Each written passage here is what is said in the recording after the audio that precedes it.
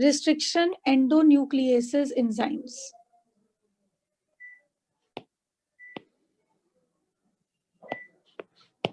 के 3 types. Enzyme type 1, enzyme type 1, restriction endonuclease enzyme type 1. ये DNA का strand है और ये एंजाइम सपोज इस जगह को रिकॉग्नाइज करता है. यहां पर जो नाइट्रोजन बेसेस है ये एंजाइम इस एरिया को रिकॉग्नाइज करता है. तो अगर ये रिस्ट्रिक्शन एंडोन्यूक्लियसिस टाइप 1 एंजाइम है तो ये डीएनए के टुकड़े करेगा इस साइट से थोड़ा ज्यादा दूर से. तो ये डीएनए के टुकड़े करेगा इस साइट से थोड़ा ज्यादा दूर से. तो एंजाइम टाइप 1 के बारे में लिखो. दीज एंजाइम्स, ये जिस साइट को पहचानते हैं, जिस साइट को ये एंजाइम्स रिकॉग्नाइज करते हैं, वहां से थोड़ा सा ज्यादा दूर ये डीएनए फ्रेगमेंट को काटना शुरू करते हैं. These enzymes recognize specific sites. These enzymes recognize specific sites of DNA, and cleave the sites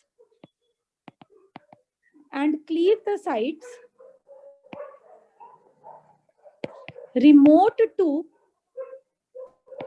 recognition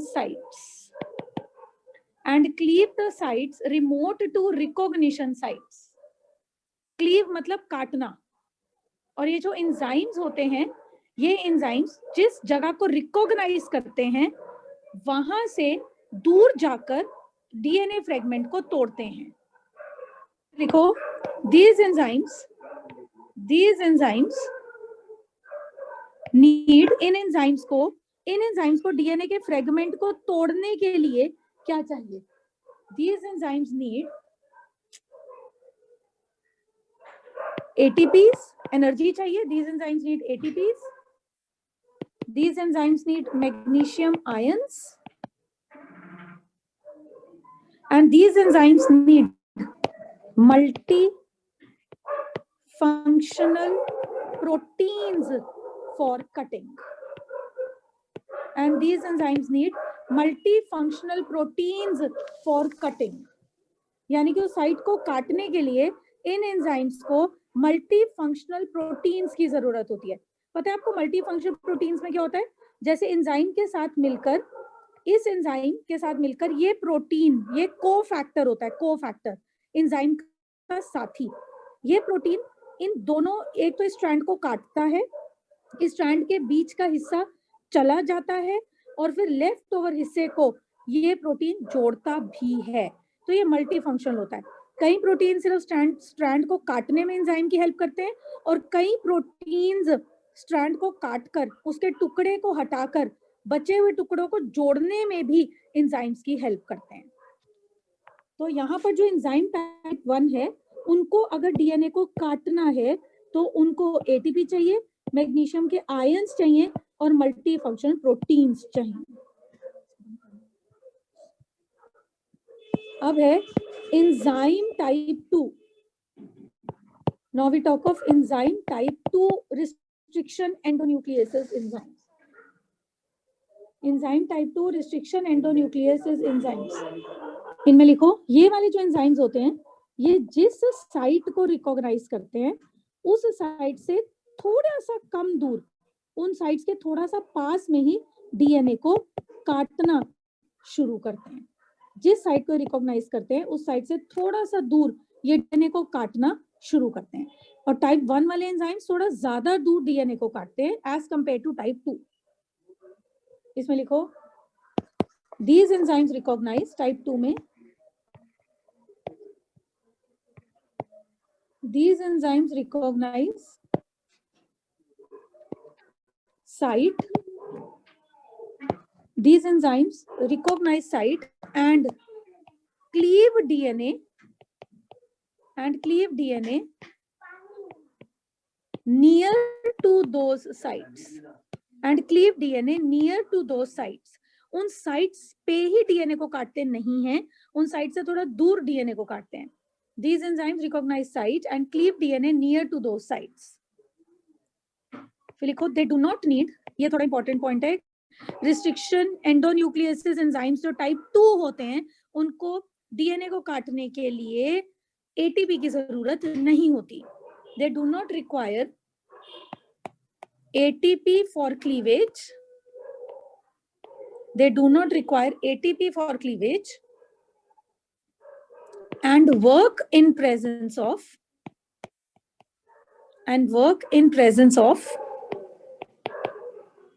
single function proteins. And they work in presence of single function proteins. Type 1 थोड़े complicated होते हैं और वो multi function proteins as cofactors के presence में काम करते हैं. टाइप 2 सिंपल एंजाइम्स होते हैं और single function proteins as a cofactor की प्रेजेंस में काम करते हैं.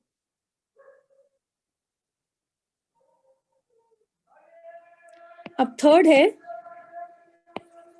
Enzyme type 3, restriction endonucleases enzyme type 3. ये जो टाइप 3 के एंजाइम्स होते हैं इनकी प्रॉपर्टीज टाइप 1 और टाइप 2, कुछ प्रॉपर्टीज इनकी टाइप 1 एंजाइम्स जैसी होती हैं, कुछ प्रॉपर्टीज इनकी टाइप 3 एंजाइम्स जैसी होती हैं. और ये जिस साइट को रिकॉग्नाइज करते हैं ऑलमोस्ट वहीं से ही ये डीएनए को काटना शुरू करते हैं, उसके बहुत पास से डीएनए को काटना शुरू करते हैं. इनको अपने काम करने के लिए प्रोटीन्स की जरूरत नहीं होती, लेकिन इनको काम करने के लिए एटीपी की जरूरत तो होती है. लिखो these enzymes cleave DNA at sites. These enzymes cleave DNA at sites very near to recognition sites. Very near to recognition sites. जिस साइट को रिकॉग्नाइज करते हैं उसके बहुत पास जाकर ये डीएनए को काटते हैं.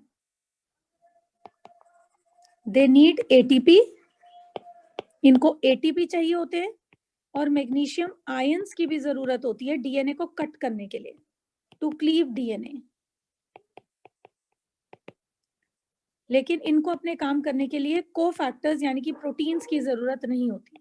No proteins are required. Nomenclature of restriction endonucleases enzyme. Nomenclature of restriction endonucleases enzyme. इनका नाम कैसे डालेंगे? जो एंजाइम्स डीएनए के स्ट्रैंड को काटते हैं, जो एंजाइम्स हमें बैक्टीरिया में से मिले होते हैं, वो एंजाइम्स बैक्टीरिया में क्यों होते हैं? ये एंजाइम्स बैक्टीरिया में क्यों होते हैं? ताकि अगर बैक्टीरिया के डीएनए के साथ वायरस का डीएनए खुद को अटैच कर ले तो ये वाले एंजाइम्स जो बैक्टीरिया में होते हैं ये वायरस के डीएनए को काट देते हैं और बैक्टीरिया को इन्फेक्शन से फ्री करते हैं. लेकिन इन एंजाइम्स को हम बैक्टीरिया से बाहर निकाल लेते हैं. तो nomenclature of restriction endonucleases enzymes, कि ये जो एंजाइम्स डीएनए के स्ट्रैंड को काटते हैं इनको नाम कैसे डाला जाता है, इनका नाम कैसे डाला जाता है? नॉमेनक्लेचर मतलब नेमिंग ऑफ दीज एंजाइम्स.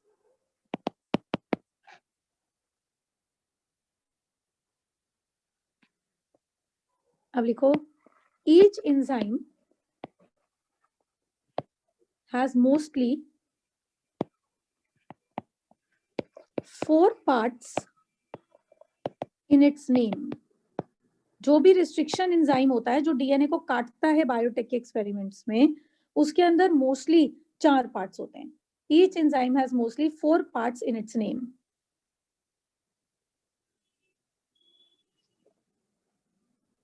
अब हम एक एग्जाम्पल से करते हैं. हमारे पास एक रिस्ट्रिक्शन एंडोन्यूक्लियस एंजाइम है ECOR1. This is restriction endonuclease enzyme. ये जो एंजाइम है को it creates 5' and overhangs of AATT।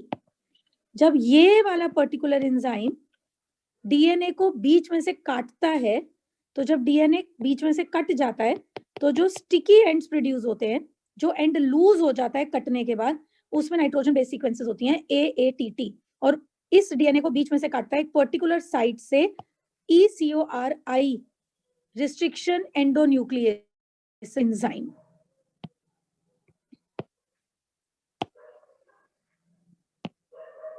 Okay, अब हम बात करते हैं कि इसके इस एंजाइम के बारे में बात करते हैं। इसमें लिखो this enzyme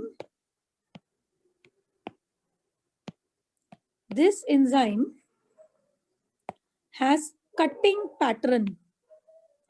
ये एंजाइम बैक्टीरिया के दो स्ट्रैंड्स को कहां से काटता है? GAATTC और CTTAAG। ये बैक्टीरिया ऐसे काटता है, ये एंजाइम ऐसे काटता है। ये एक स्ट्रैंड पे, ये डीएनए का एक स्ट्रैंड है, ये डीएनए का एक स्ट्रैंड है। डीएनए के एक स्ट्रैंड पर ये बेस सीक्वेंस है और दूसरे स्ट्रैंड पर ये बेस सीक्वेंस है। ये ऑलमोस्ट पैलिंड्रोमिक सीक्वेंसेस हैं, और ये ऐसे करके इसको क्लीव करता है। यहां से कट पड़ेगा, दूसरे स्ट्रैंड में यहां से कट पड़ेगा, और ये AATT के ओवरहैंग्स प्रोड्यूस होंगे।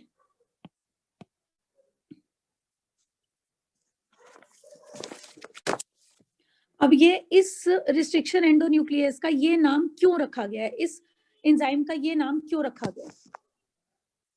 अब है ECORI। E का मतलब है जेनरिक, जीनस, जेनरिक यानी कि genus, generic name of bacteria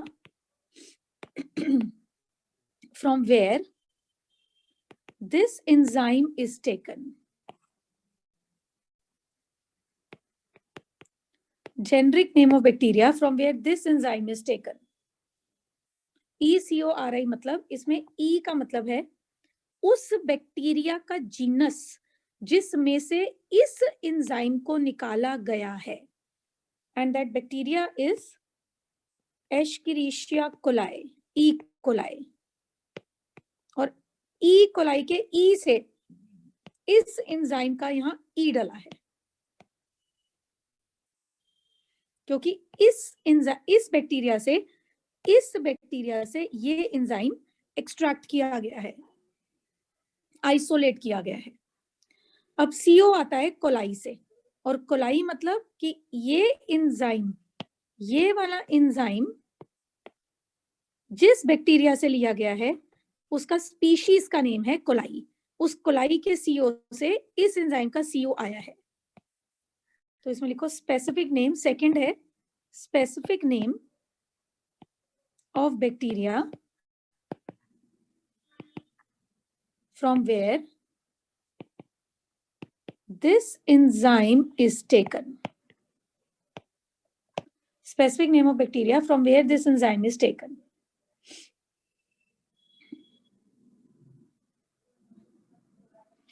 और यहाँ पे R है बैक्टीरिया का स्ट्रेन।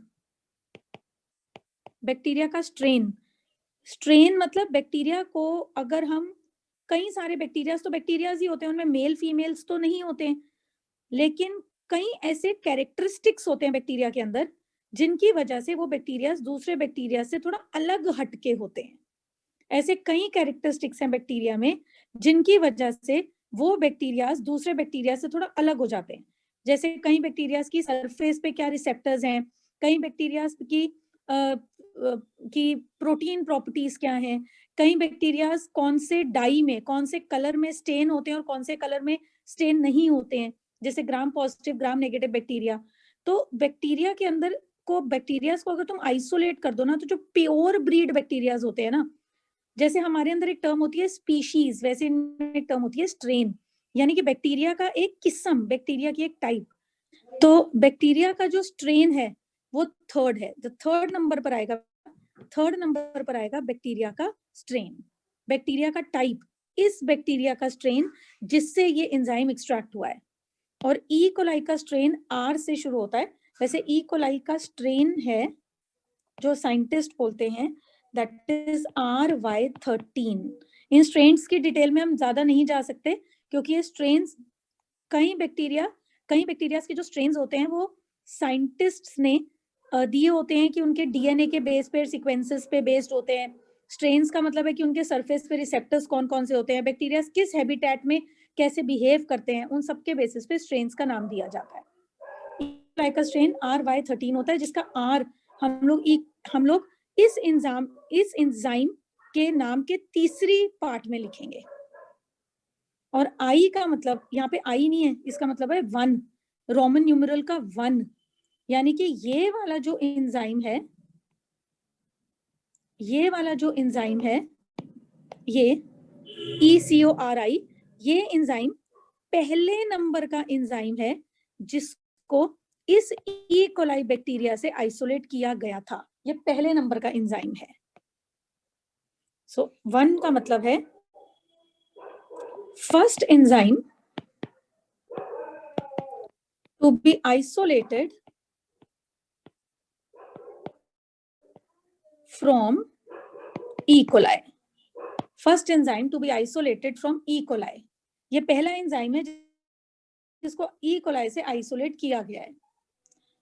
तो अब हमने क्या किया, हमारे पास है ECOR1, ये और ये उस बैक्टीरिया के नाम से आए हैं। ये पूरा का पूरा एंजाइम का नाम है, रिस्ट्रिक्शन एंडोन्यूक्लियोसिस एंजाइम का, जो डीएनए स्ट्रैंड्स को एक पर्टिकुलर जगह से काटता है, ये वो एंजाइम है।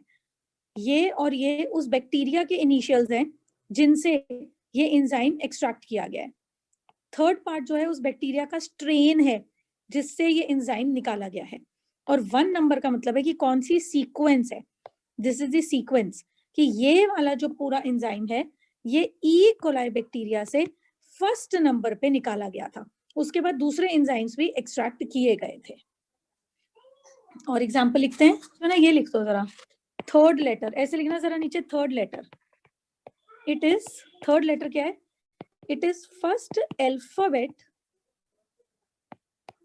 Of strain of bacteria, first alphabet of strain of bacteria.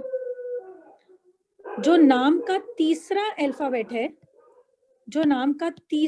Alphabet है, वो बैक्टीरिया के स्ट्रेन का, जो भी बैक्टीरिया का स्ट्रेन है उसका पहला लेटर होगा। और जो नाम का चौथा अल्फाबेट है, it is sequence in Roman numeral,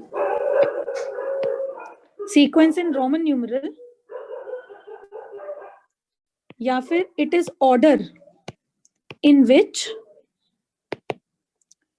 enzyme is isolated from bacteria, कि इस एंजाइम को बैक्टीरिया से बाहर निकाला गया है किस सीक्वेंस में।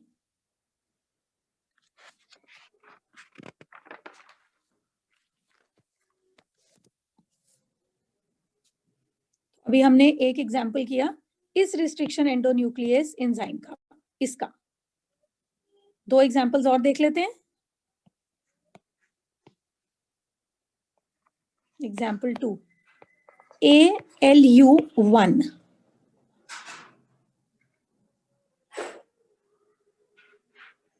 इसमें हमने स्ट्रेन इसलिए नहीं लिखा क्योंकि इसका जो स्ट्रेन है ना उसका नाम काफी लंबा है, वो न्यूमेरिकल है, बट कई टीचर्स लिख भी देती हैं, कहीं नहीं भी लिखती। ALUI ये भी एक रिस्ट्रिक्शन एंडोन्यूक्लियोसिस एंजाइम है और इसको किस बैक्टीरिया से निकाला गया है, it is extracted from bacteria Arthrobacter luteus, extracted from bacteria Arthrobacter luteus.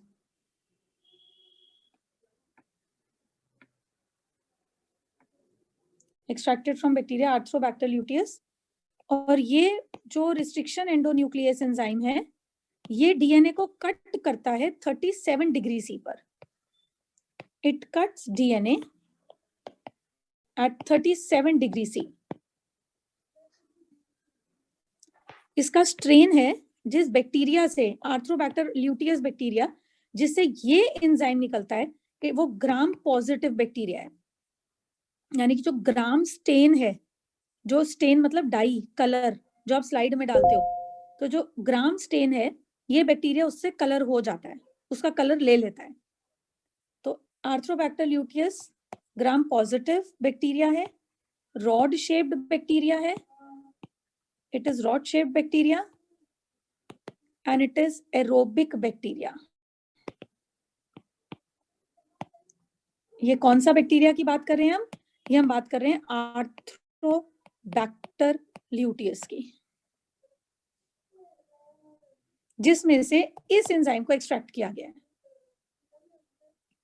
और 1 का मतलब है कि एंजाइम इस बैक्टीरिया में से सबसे पहले निकला था. और इस एंजाइम के कटिंग एंड्स क्या हैं या कटिंग साइट्स कौन सी हैं? 5 प्राइम एंड पे, तो जहां AG बेस सीक्वेंस है ये वहां से डीएनए को काटता है, और 3 प्राइम एंड की तरफ जहां CT बेस सीक्वेंस है ये वहां पे डीएनए को काटता है.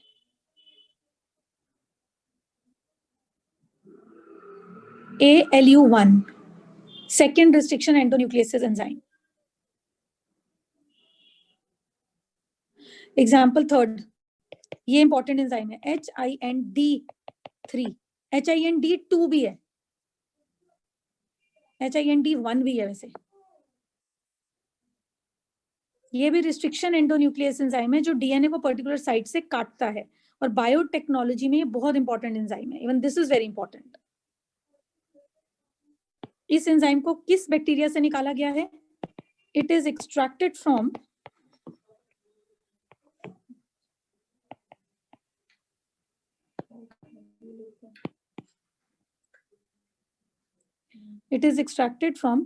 Haemophilus influenzae bacteria. It is extracted from Haemophilus influenzae bacteria.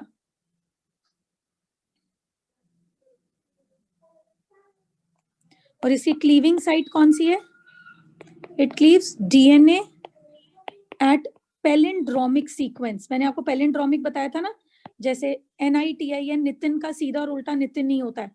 It cleaves DNA at palindromic sequence. इस जगह के आसपास ये डीएनए को काटता है. इन नाइट्रोजन बेसिस के सीक्वेंस के पास में ये डीएनए को काटता है. और ये HIND3 ये वो एंजाइम है जिसको हीमोफिलस इन्फ्लुएंजाe बैक्टीरिया से निकाला गया है. हीमोफिलस इन्फ्लुएंजाe बैक्टीरिया से निकाला गया है. इसका जो स्ट्रेन है दैट इज इस बैक्टीरिया का स्ट्रेन.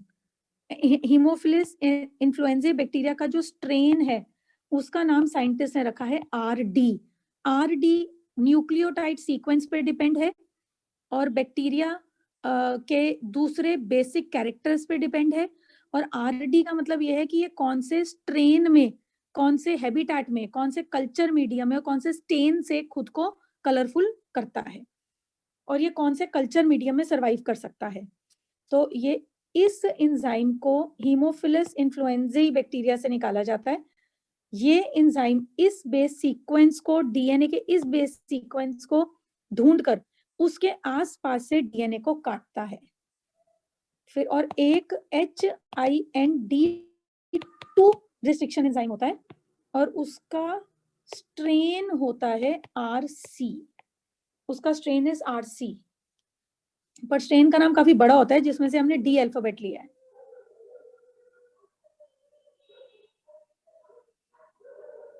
ओके, अब एक क्वेश्चन लिखो, what is gene transfer? Gene transfer की डिफाइन लिखते हैं. What is gene transfer? ये रहा डीएनए और ये रहा प्लाज्मिड, बैक्टीरिया का सर्कुलर डीएनए.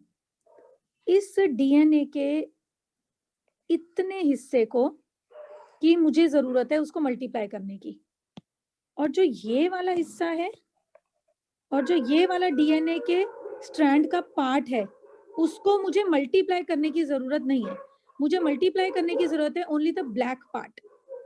तो जीन ट्रांसफर वो टेक्निक होती है जिसमें हम लोग बहुत प्रिसाइसली, एक्यूरेटली प्लाज्मिड के साथ सिर्फ फॉरेन डीएनए के उसी हिस्से को ऐड करते हैं जो चाहिए होता है, और जो लेफ्ट ओवर पार्ट होता है डीएनए का जिसको मुझे मल्टीप्लाई नहीं करना होता वो ट्रांसफर नहीं किया जाता। This is called as gene transfer. Gene transfer में लिखो, this technique permits to isolate or introduce only one or only required set of genes without introducing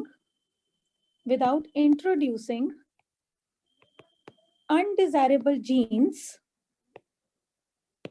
into target organisms, without introducing undesirable genes into target organisms। ये वो technique है जिसके अंदर मैं सिर्फ required set of genes incorporate करती हूँ, और जो जीन्स डिजायरेबल नहीं होते वो टारगेट ऑर्गेनिज्म में डाले नहीं जाते। कंटिन्यू करो। When a foreign DNA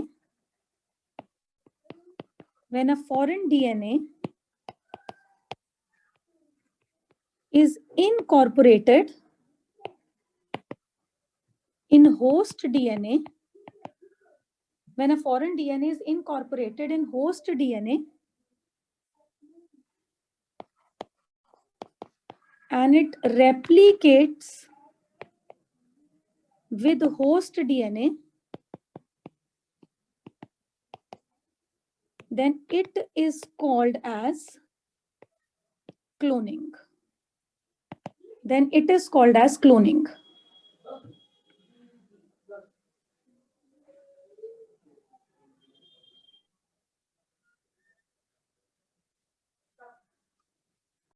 तो अगर होस्ट के डीएनए के साथ, यानी कि बैक्टीरिया का प्लाज्मिड ले लो या कोई भी डीएनए ले लो, उसके साथ हम कोई दूसरा फॉरेन डीएनए का कोई पीस डालते हैं और हमारा फॉरेन डीएनए होस्ट डीएनए के साथ मल्टीप्लाई करता है और डुप्लीकेट होता है, मल्टीप्लाई करता है, तो उसको कहते हैं cloning.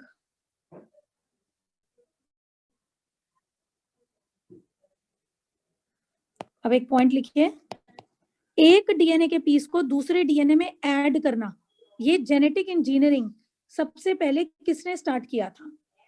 Start of genetic engineering